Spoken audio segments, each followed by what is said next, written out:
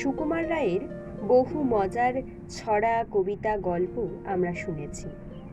চলুন আজ তাঁরই লেখা একটি ছোট গল্প আপনাদের শোনাই। গল্প দুই বন্ধু।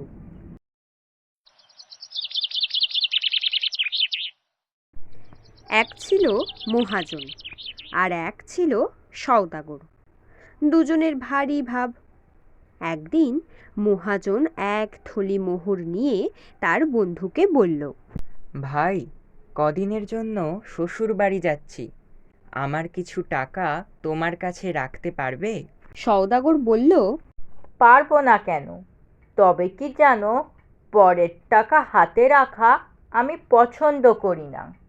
তুমি বন্ধু মানুষ, তোমাকে আর বলবার কি আছে? আমার ওই সিন্দুকটা খুলে তুমি নিজেই তার মধ্যে তোমার টাকাটা রেখে দাও, আমিও টাকা ছোঁবো না। তখন মহাজন তার থলে ভরা মোহর সেই সওদাগরের সিন্দুকের মধ্যে রেখে নিশ্চিন্ত মনে বাড়ি গেল। এদিকে হয়েছে কি, বন্ধু যাবার পরেই সওদাগরের মনটা কেমন উসখুস করছে। সে কেবলই ওই টাকার কথা ভাবছে আর মনে হচ্ছে যে বন্ধু না জানি কত কি রেখে গেছে, একবার খুলে দেখতে দোষ কি। এই ভেবে সে সিন্দুকের ভিতর উঁকি মেরে থলিটা খুলে দেখল। থলি ভরা চকচকে মোহর। এতগুলো মোহর দেখে সওদাগরের ভয়ানক লোভ হলো। সে তাড়াতাড়ি মোহরগুলো সরিয়ে তার জায়গায় কতগুলো পয়সা ভরে থলিটাকে বন্ধ করে রাখল। 10 দিন পরে যখন তার বন্ধু ফিরে এলো, তখন সওদাগর খুব হাসি মুখে তার সঙ্গে গল্প সল্প করল। কিন্তু তার মনটা কেবলই বলতে লাগলো, কাজটা ভালো হয়নি। বন্ধু এসে বিশ্বাস করে টাকাটা রাখলো, তাকে ঠকানো উচিত হয়নি। এ কথা সে কথার পরে মহাজন বলল, তাহলে বন্ধু, আজকে টাকাটা নিয়ে এখন উঠি, সেটা কোথায় আছে? সওদাগর বললে, হ্যাঁ বন্ধু, সেটা নিয়ে যাও। তুমি যেখানে রেখেছিলে সেখানেই পাবে। আমি থলিটা আর সরাইনি। বন্ধু তখন সিন্দুক খুলে তার থলিটা বের করে নিল। কিন্তু কি সর্বনাশ! থলি ভরা মোহর ছিল, সব গেল কোথায়? সব যে কেবল পয়সা! মহাজন মাথায় হাত দিয়ে বসে পড়ল। সওদাগর বলল, ও কি বন্ধু, তুমি মাটিতে বসলে কেন? বন্ধু বলল, ভাই, সর্বনাশ হয়েছে। আমার থলি ভরা মোহর ছিল, এখন দেখছি একটাও মোহর নেই, কেবল কতগুলো পয়সা। সওদাগর বলল, তাও কি হয়, মোহর কখনো পয়সা হয়ে যায়? সওদাগর চেষ্টা করছে এরকম ভাব দেখাতে যেন সে কতই আশ্চর্য হয়েছে। কিন্তু তার বন্ধু দেখল তার মুখখানা একেবারে ফ্যাকাশে হয়ে গেছে। ব্যাপারটা বুঝতে তার আর বাকি রইল না। তবু সে কোনো রকম রাগ না দেখিয়ে হেসে বলল, আমি তো মোহর মনে করেই রেখেছিলাম, এখন দেখছি কোথাও কোনো গোল হয়ে থাকবে। যাক, যা গেছে তা গেছি, সে ভাবনায় আর কাজ নেই। এই বলে সে সওদাগরের কাছে বিদায় নিয়ে পয়সার থলি বাড়িতে নিয়ে গেল।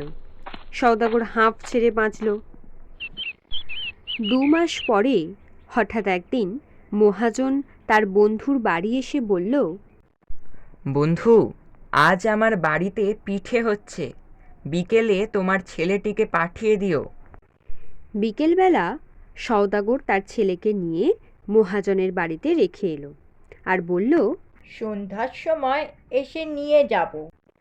মহাজন করল কি, ছেলেটার পোশাক বদলিয়ে তাকে কোথায় লুকিয়ে রাখলো আর একটা বাঁদরকে সেই ছেলের পোশাক পরিয়ে ঘরের মধ্যে বসিয়ে দিল।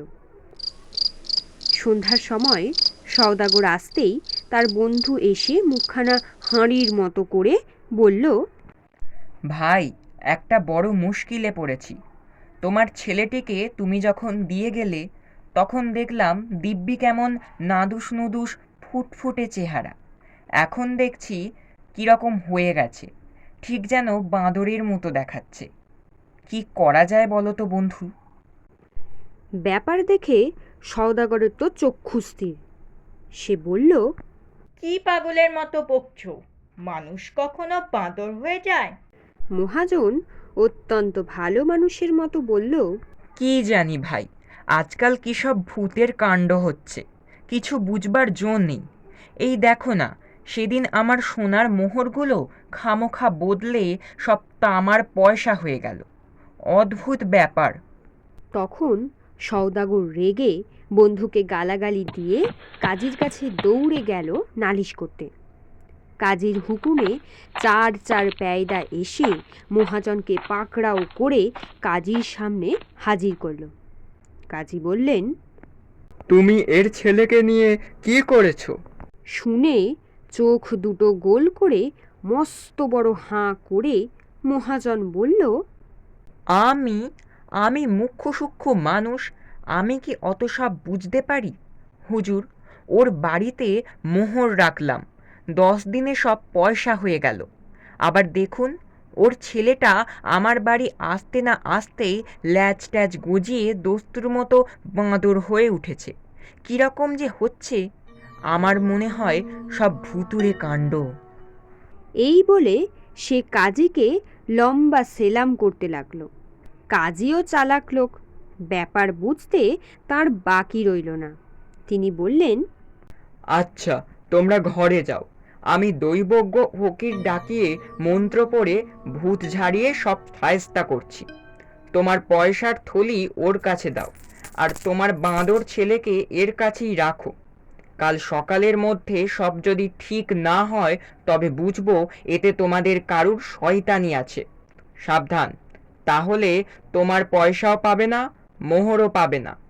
আর তোমার ছেলে তো মরবেই, ছেলের বাপ মা খুড়ো জ্যাঠা সব শুদ্ধ মেরে সাবার করব। সওদাগর পয়সার থলি সঙ্গে নিয়ে ভাবতে ভাবতে ঘরে চলল। মহাজন বাঁদর নিয়ে হাসতে হাসতে বাড়ি ফিরল। ভোর না হতেই সওদাগর থলির মধ্যে আবার মোহর ভরে মহাজনের বাড়ি গিয়ে বলল, বন্ধু বন্ধু, কি আশ্চর্য দেখে যাও, তোমার পয়সাগুলো আবার মোহর হয়েছে। মহাজন বলল, তাই নাকি?